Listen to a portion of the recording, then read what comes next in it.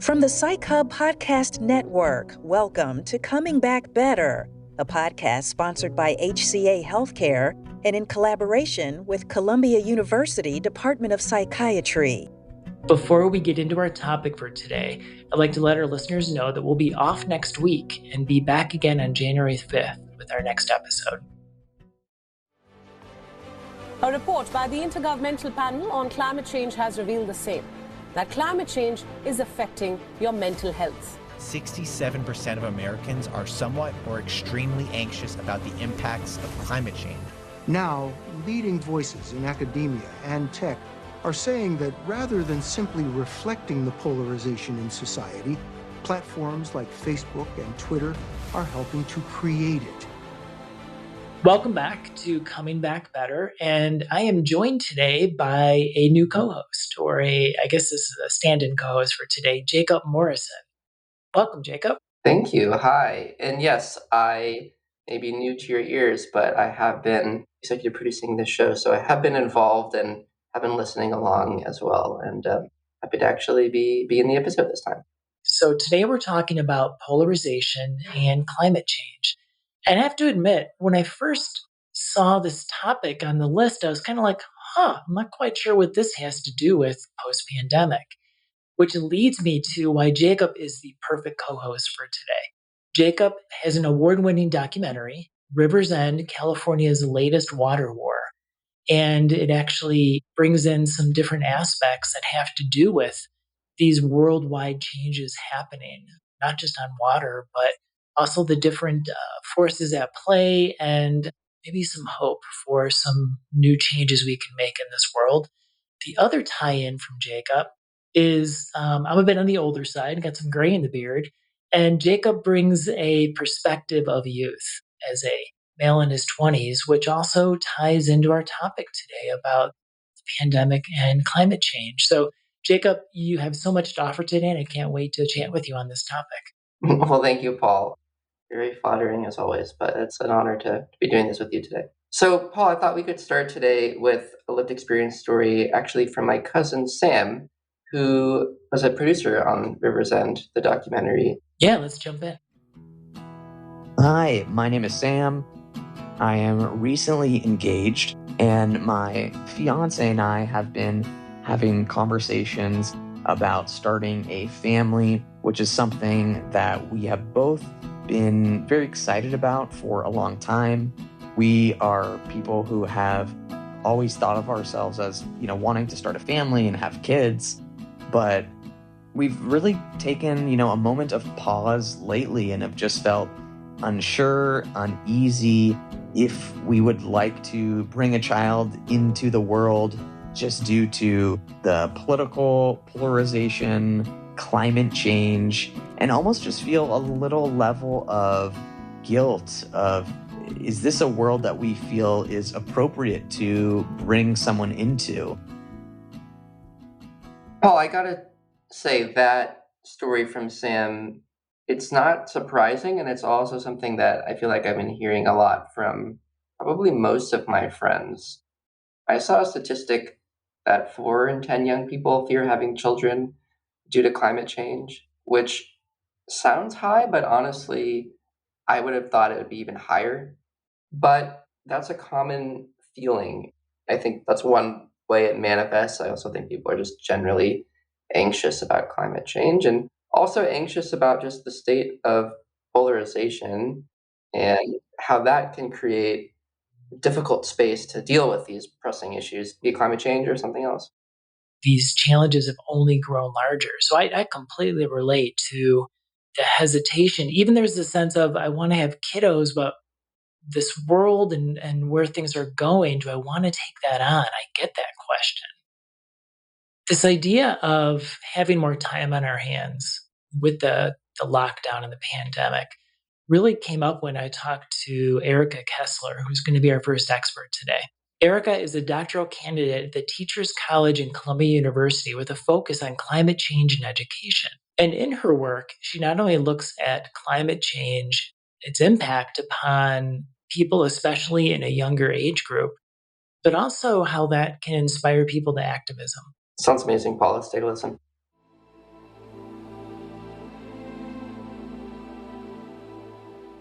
So, a timely topic as far as talking about the climate, and I believe we just came off Climate Week. And if you can share a bit about when was that, what is it, maybe resources that we can share with our audience. Sure, absolutely. So Climate Week in New York City happens every September, and this previous one happened from September 19th to the 25th. And it is a week packed full of events, negotiations. It revolves around convenings of many people, many organizations surrounded around the summit for the UN General Assembly. And they talk about global civil society and climate action issues. Much of the debate, especially at the international level, is around loss and damages. That was a strong theme throughout many of the meetings and convenings during Climate Week and was also part of the youth climate protests that happened on Friday. Many of the demands were on loss and damages. The loss of and grief of what we know we've had and what we won't have because of climate change. It revolves around accountability and responsibility. This whole idea of loss and damage is pretty dispersed. It is a contentious issue. It is not agreed upon or there's no consensus. And so you can really run the spectrum of the approaches or ideas about addressing loss and damage. If we look at this, I don't know what we're going to call this, post COVID is maybe the best name for this time. People, maybe their awareness and their activity around climate change shifted during the pandemic. Can you speak to that research and our understanding? The pandemic really shrank the world for many people. And it's created definitely an accessible pathway for people to get involved in climate issues. Action meetings, there's specific groups that are like activist oriented or policy oriented or any other form of group around climate change is more accessible online rather than traveling in person, which can be too costly for those who don't have access to reliable transportation or the funds. It made accessibility to the movement more open. But getting involved, it also meant finding community and connecting online. So the pandemic allowed for smaller actions to make and feel like a bigger impact. When we start to think about participation, motivation comes to mind. And wondering about feeling maybe some of those emotions we talked about earlier. What's the interplay between that emotional distress, for lack of a better word, and that motivation then to take action versus getting overwhelmed or paralyzed by it? Can you speak to that? Much of the current research suggests that framing about the climate crisis is crucial in how people will feel about the crisis and their motivation to take action, or at least support action on climate issues. But the consensus is that focusing on doom and gloom of climate impacts does not work for motivating people or even convincing them that the impacts are issues of concern. So doom and gloom, as we call it, paralyzes people, and it honestly, it paralyzes me, thinking about how wide and big this issue is. Issues within climate change can be overwhelming, and where does the individual fit in with that? We are collectively getting better at how to communicate about climate change, motivating through and speaking to the complexity of the issue and the emotions about it. This is a problem. These are issues, and it's very complex, but we have hope. We have determination, is a balance that we are finding that is easier to reach to people. There's a lot of studies on how to frame that and experiments on that. And I can speak more clearly and more emphatically about what youth activists are saying about it and what makes them get active. What is that relationship between their anxiety and getting involved? So many of the interviews I've done, I won't say all, but many of the activists I've spoken to and heard their stories do say that they were learning about climate change. They were seeing firsthand the impacts of climate change, and their anxiety and concern about it was elevating. And in a way to cope with their anxiety, they sought different communities or groups to get involved with to find like minded people or at least other people who feel the same way. And as a coping mechanism, the link there is actually one answers to the other in some ways. And so as you get more involved, you might feel more emotions.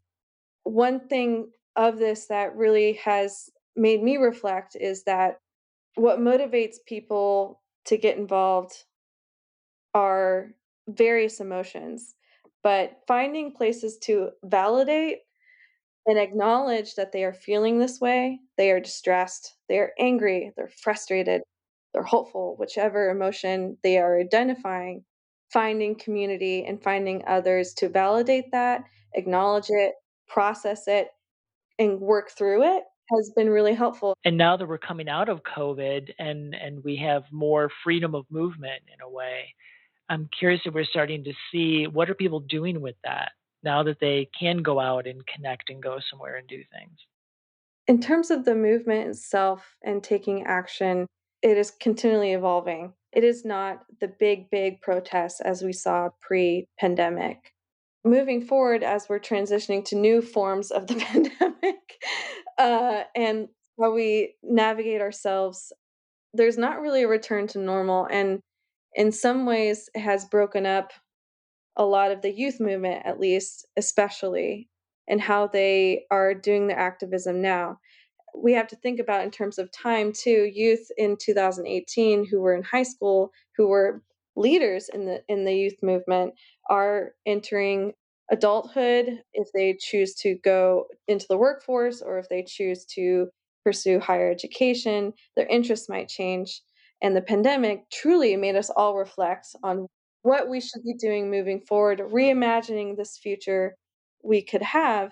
And so the people who are getting involved in the movement during the pandemic and post-pandemic are different, and they see activism differently. On top of that, especially in the US, so many other social issues came to a forefront and an apex that had been building previously. The hybridity of taking action and addressing issues that you see around you has definitely increased. It's not just about climate change, it's about climate justice, it's about Black Lives Matter, Me Too, some of these other very large movements that are continuing in the US that are really important, and young people and adults combined are seeing that there are intersections there.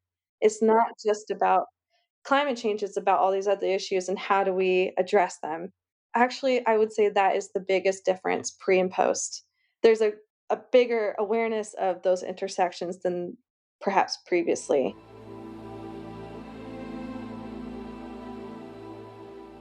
Well, I know, a lot of people are feeling distress around climate issues. There was like a huge study done that involved around 10,000 people from a variety of different countries, aged 16 to 25. And nearly 6 in 10 young people are very worried or extremely worried about climate change. They said that their governments are not protecting them, the planet, and their future generations, and feel betrayed by older generations and governments. Three-quarters agreed with the statement that the future is frightening. More than half felt that they would have fewer opportunities than their parents. Nearly half reported feeling distressed or anxious about the climate in a way that was affecting their daily lives and functioning. So I think, this is a serious kind of mental health and well-being issue that is just starting to be recognized in the mental health field. But Paul, I know you spoke with Dr. Wendy Greenspun about exactly this issue. I'm really excited to hear the conversation, but wondering if you could tell us a little bit about Wendy. Yeah, Dr. Wendy Greenspun is a New York State licensed clinical psychologist and certified psychoanalyst who works in climate psychology. In addition to teaching and training mental health professionals in client-informed practices, she became part of the board and steering committee for the Climate Psychology Alliance North America, where she provides workshops, training, and leadership to support climate-aware therapists and those facilitating climate cafes, which are really cool. Can't wait for you to hear about those. She's going to offer us some insight into this is a real thing as far as having emotions around learning of this information and, more importantly, direct experience of climate change. And so I look forward to yourself and our listeners having some opportunity to hear that, maybe validating that what you're going through is real, and there is something we can do about that.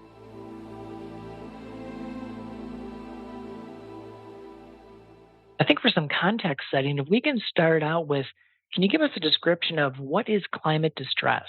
I'm glad you used the term climate distress. Recently in the media, people have been referring to the emotions that individuals and communities are having around the climate crisis as eco anxiety or climate anxiety. I think of it as actually much broader, and that's why I do use the term climate distress. And I think distress really includes a range of difficult emotions like worry, anxiety, fear, even terror, also sadness, grief, despair, guilt, shame, frustration, anger, rage, feelings of betrayal come up sometimes. And then also even a numbing, a numbness and desensitization that can happen. So this whole range of emotions I consider climate distress and also think of it as a pretty reasonable response to what's happening. It is alerting us to the fact that something is going terribly wrong and the emotions show that we care, that it matters to us. How do you find the emotional aspects functioning wise? How does that affect someone when they're experiencing climate distress? The emotional responses can actually have a very big impact on, at times, on people's sense of well-being. Sleep can be disrupted, appetite, the ability to focus or concentrate, ruminating a lot. So it can really have an impact on daily functioning. And we know that as levels of distress are increasing, we're even seeing higher levels of suicidal ideation as people try to manage their despair or feel just lost in that sense of how bad things can be. Do you see across maybe different demographic groups some differences in how people experience it and it impacts them? Absolutely. I think we don't think of climate distress as sort of a singular experience.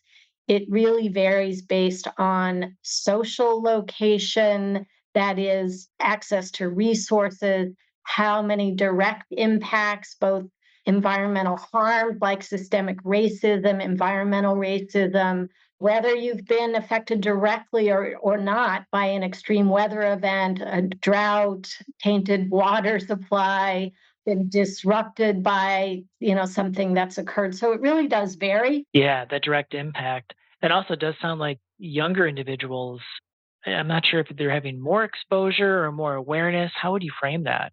That's a really good question. I do think we're seeing higher levels of distress in young people. I think partly because they are thinking about having a foreshortened future. What is my future going to look like? Can I even have children? Something like 40% of young people in one large scale survey said they were wondering if they really should become parents.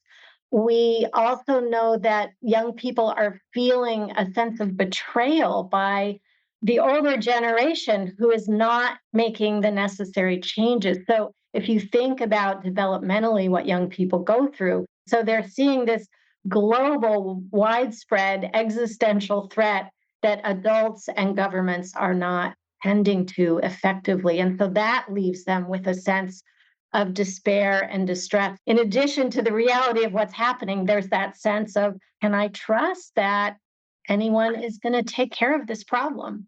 If someone is experiencing climate distress, what is called for? What's needed for the individual as well as for the communities that we live within? First of all, I would say that climate distress, again, is an expectable, reasonable response to terrible things that are happening. So it's not pathological in and of itself.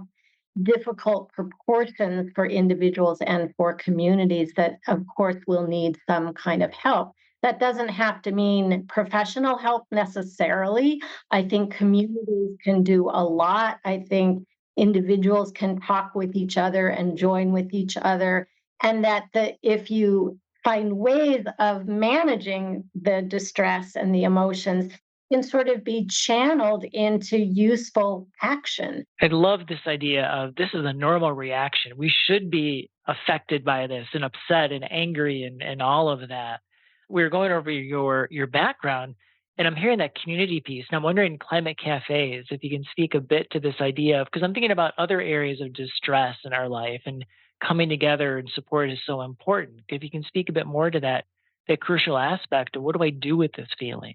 Joining together and being community is probably one of the best ways we can deal with any kind of stress. But the climate crisis in particular and the embedded social injustices, I think really do speak to some of the causes have been hyper individuality that we've thought only about what's good for me and not what the impact is on others. So a shift in our mindset and our ways of being and emphasizing community is already part of helping the problem as well as helping the individuals who are suffering from the emotional experience related to it. So climate cafes are one example. They're based on a model that are called death cafes. So death cafes were set up to help people deal with their fears about death and facing death and joining together to be in the emotions. And then that same model became used with climate distress. So it's really a gathering of individuals pre-COVID. It was often done in actual cafes, like a casual communal setting where people join with coffee or tea and cake and share their feelings. And the idea of it not being taboo to talk about, there's something about the sharing of the emotions that, in and of itself, helps it to feel more bearable. Some climate cafes end up moving more toward, okay, how do we translate this into action? There's other group forums like this. The Good Grief Network is another one. I think there's many forms of coming together to be in these emotions and to figure out what we can do as a community together. There's a climate journal project where young people write about their climate emotions, they journal and they share with each other. Again, many, many ways of bringing people together to feel like we're in this together and together we can see what we can do to make changes. When does someone need to seek out further help? That's really important to ask as well. I would say initially it's helpful for people to try their own support networks. So there might be spiritual community, there might be groups of friends, there might be climate action, there might be meditation centers. But if that feels like it's not really providing enough help, if the individual's daily functioning is being impacted, as we mentioned earlier, problems with sleep or appetite or ability to concentrate or getting angry more easily or some maladaptive coping mechanisms like drinking too much or eating too much, something that says like, something is awry here and maybe it would be helpful for me to speak with a professional therapist. How would therapy look different in what I'm doing in the sessions, the goals that I'm working on when I'm engaged in addressing this in therapy? The similar would be what I said before, that everyone who comes to me with climate distress has their own story, their own lens through which they're viewing this crisis and what it means to them and how it's impacting them in a variety of ways. So it'd be really important to understand who the person is and to get to know them. What might be a little different is the emphasis both on, okay, so how do we manage these emotions? And you're feeling distressed. So it might be akin to trauma work or trauma therapy or grief, because both of those are some similar models of if someone's grieving, we can't make the person who died come back. We're not going to fix the problem. What we're going to do is help someone go through the feelings, process the feelings. I call it composting the emotions. Some of my colleagues coined that.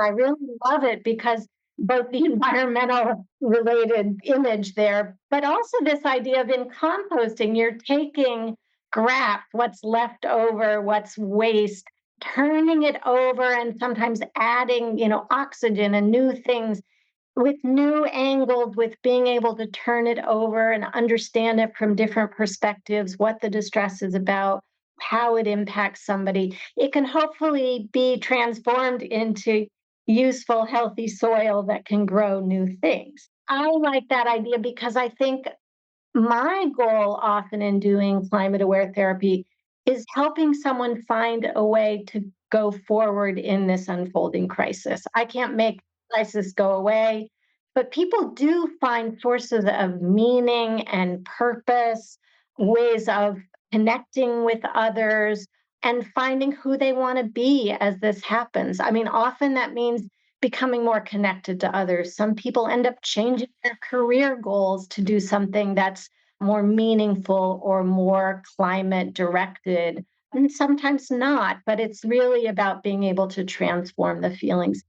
I wonder if we can end on a message of hope. What would you say to someone who is in some degree of distress about the climate and not feeling or seeing hope at this point? Well, I would say the fact that you're feeling that distress and despair is a good sign. It's a sign that you care, and it's only when we care that we want to repair. I think the more people feel the distress, maybe we start moving toward what are called social tipping points. You know, we talk about tipping points in the climate crisis. Oh no, we're going too far. But there are also social tipping points that happen. There's more momentum as someone deals with their feelings and figures out who they want to be and how they want to be in this crisis. They can talk to other people, they get other people aware. That's how social tipping points happen. And it may be that our way of life that's led us here really needs to shift, and it's only going to happen through our being sort of unsettled.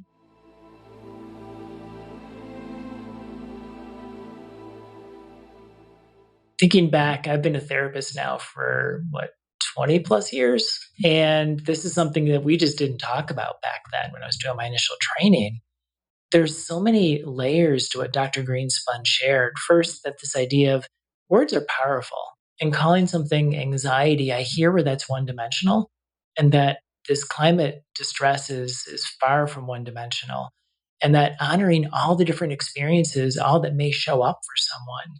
And yet, I heard hope in her message too, that I feel something only when I care. And to me, as a therapist, hope is so powerful and necessary. She really gives this sense of how do we reframe in an authentic way. Feeling means you're carrying something, and we can do something with that. That there's an energy there that can be accessed and used. Yes, and it's a good thing that people care. It's a good thing that people are concerned. It would be disconcerting, actually, if there wasn't some kind of sense of mental health problems related to climate change. It's an important ingredient, actually, towards creating a better future. I've studied a lot and taught a lot on resiliency, and I'm hearing that's part of this key in going from overwhelm and paralysis to action is finding meaning and purpose, and how those cafes offer that opportunity. Again, community's coming up. I'm seeing a pattern here. Community and connection is so necessary for my initial healing, and then turning that into what do I want to do about this? Meaning and purpose then allows me to redirect. Doing heals, and then I can join others in that. So, Paul, I think that's right. And I'm glad that people are finding community and they're trying to get out and work on these difficult issues. Especially, I think, as a country right now, we're seeing greater amounts of polarization than we have in a very long time. And that creates an additional layer of anxiety and stress around, can we actually make the fundamental kinds of changes we need to make as a society so that we can be a healthy, happy, prosperous society for future generations, so these young people can feel more comfortable having children and all of that. I know you spoke with Dr. Coleman about polarization, the state of the country, and sort of just to kind of broaden our focus a little bit more about some of these wider issues that people were starting to think more about during the pandemic. Yeah, thank you. Dr. Coleman, I think, is a nice next step from hearing from Dr. Greenspun about this idea of a social tipping point. And his research into mediation and conflict and polarization again, I find there's hope here. And so I enjoy sharing Dr. Coleman with you. Dr. Peter T. Coleman is a professor of psychology and education at Columbia University, where he holds a joint appointment at Teachers College and the Earth Institute. Dr. Coleman is a renowned expert on constructive conflict resolution and sustainable peace. His current research focuses on conflict intelligence and systemic wisdom as meta competencies for navigating conflict constructively and across all levels. I cannot wait to share with you what Dr. Coleman had to say. I can't wait to listen.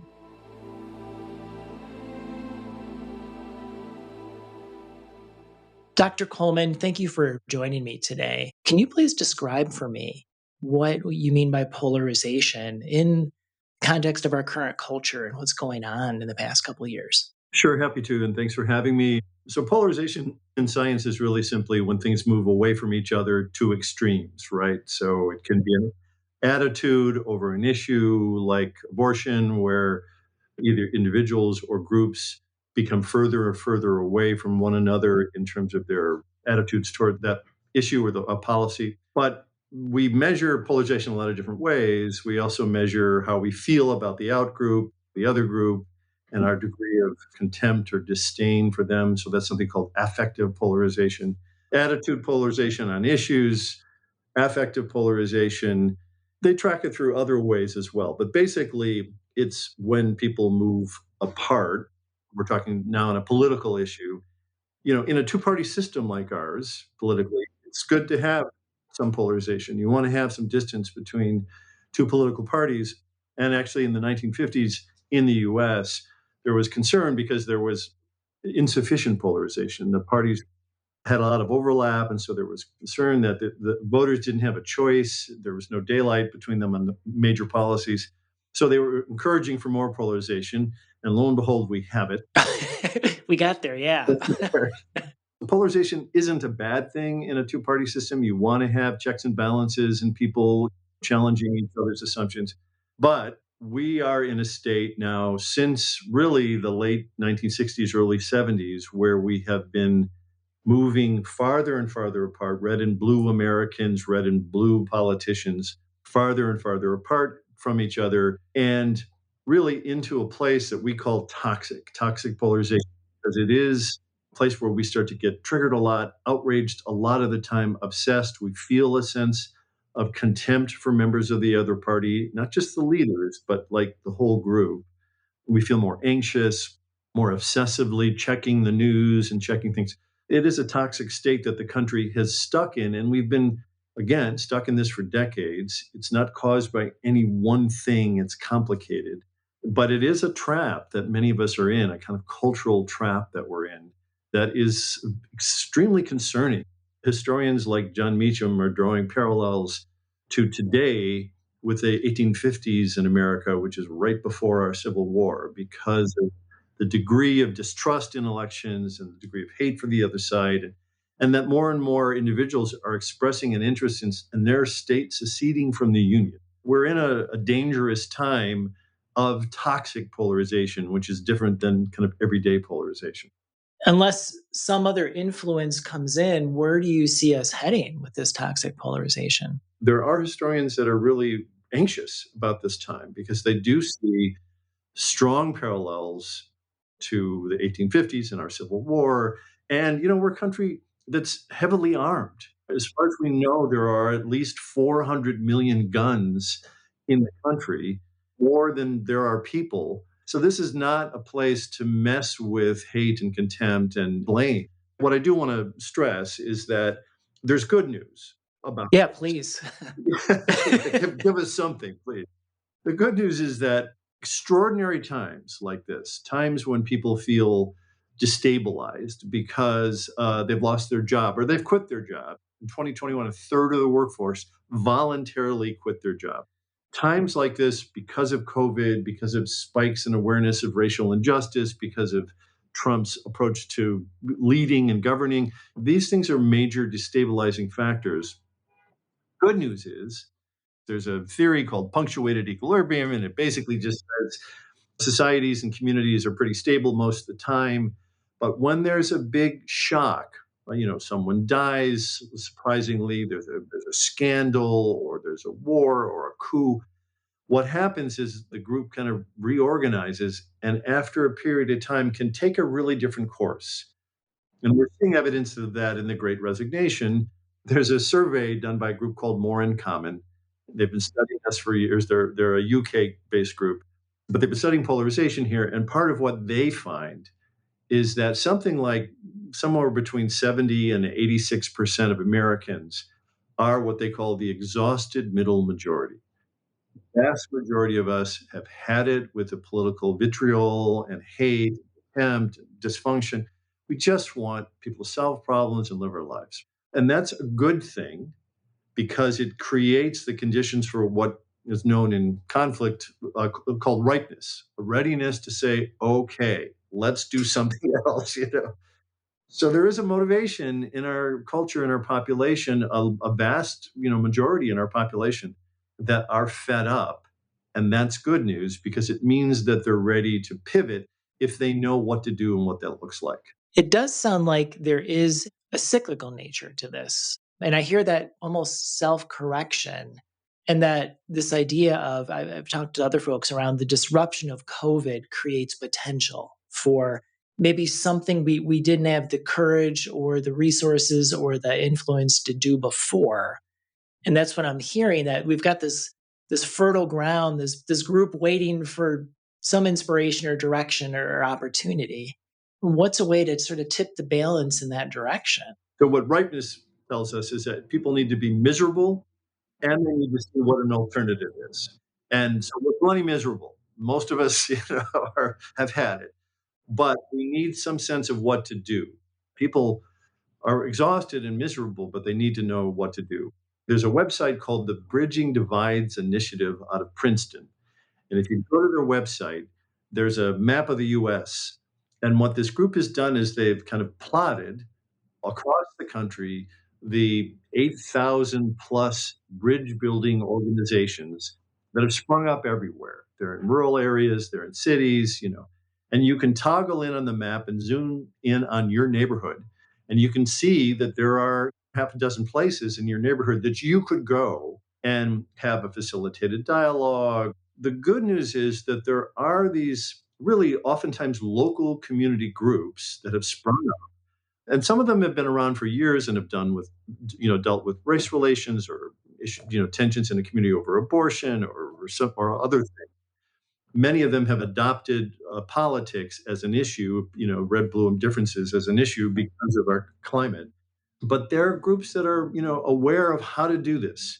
Because these days, what you don't want to do is just recommend that, a pro-Trump and an anti-Trumper just get together and talk. If you're going to do it, you need to do it, mindfully. You need to think about what are your intentions and how do you engage with this. And these groups, these resources exist to give you some sense of how to do that. Psychologically safe space and physically safe space, which is also important these days because political violence is on the rise. So you want to make sure that you're in a place where you can safely have conversations, if you choose to, with members of the other side or even members of your own side, your own group, where you don't feel comfortable most of the time being honest about your ambivalence, about positions on issues. And sometimes those need facilitation as well. Just to leave our listeners with a parting takeaway as far as what, if you're inundated 24-hour news cycle and you're arguing with the neighbors and Thanksgiving table with the family, what's the advice? What's some small thing we can do? I think the simplest thing to do, which may be hard for a lot of people, is just put your devices away for an hour. Your phone away, close your computer, don't watch the news. Really just take a break from that because we're all so addicted to these phones and we're constantly scrolling and checking. And they're informing us, and every time they beep, our endorphins go off. Right. So it's a party, but it is consequential. It's toxic for us. So one thing is just to put that away. But the other thing I would recommend is that, what we find from neuroscience research is that physical movement helps. Getting up, going outside for a walk. And if you can, if there's somebody, I did this summer with a neighbor of mine who's on the very opposite side of the political aisle. I said, would you take a walk in the park with me? And he did. willing to, suspicious and worried, but we had a good walk. And the physical nature of moving, but also moving with somebody else, you sort of get in sync physiologically, neurologically, you get in sync. And it creates better conditions, even if it's just to disagree. It's different than sitting at a table and seeing the person on the other side. If you're physically moving outside in the same space, it tends to bring you in sync. And so those are two things I would say. Put your device away and take a walk, maybe with somebody from the other side. It's interesting as you were talking, I was thinking about, I remember when my wife and I were trying to decide if we wanted to bring a child into this world. And this was 20 years ago now. And one of the questions was, can the two of us take on all these societal forces going a direction that feels like not a direction we want to go? What I'm hearing you say is actually in the home, we can start to shift the tide right there by making it a safe place for these conversations. Absolutely, which has an effect on future generations. People will say, I one of the places I'm on faculty is at the climate school at Columbia, and there are brilliant people that are working on these issues, right? And it's a crisis. It's a political crisis. It's an economic crisis, and it's a crisis of science and geography. But it is something that some of the best minds in the world are working on, and I think that there is no simple solution to this. Although people like Yuval Harari say it's a simple solution. It's 2% of GDP. If every nation just commits not 20%, but 2% of GDP, then we can tackle it. We have the technology, we can tackle this. So there is hope, and there are good, smart, voices contributing to this. I think we have to hold out that if we can work together across these divisions, particularly politically, there are things that we can do.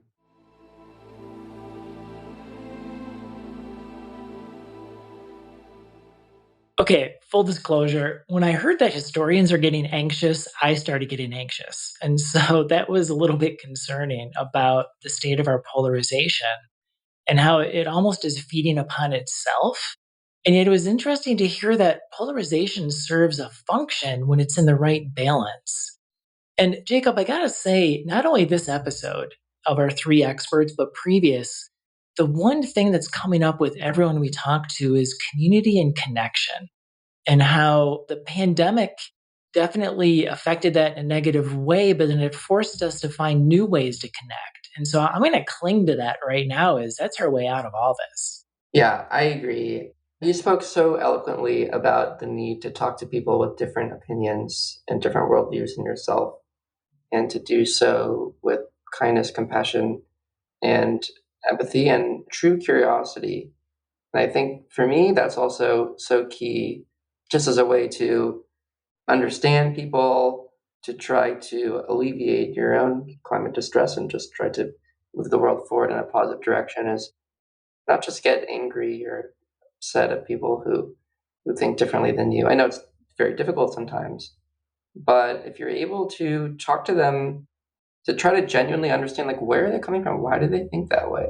That's also very disarming when people don't expect that. I think that's the only way that you can also actually impart information that kind of goes against someone's maybe deeply held beliefs, or have a chance at changing someone's perspective, is by showing them that you genuinely want to and are trying to understand where they're coming from.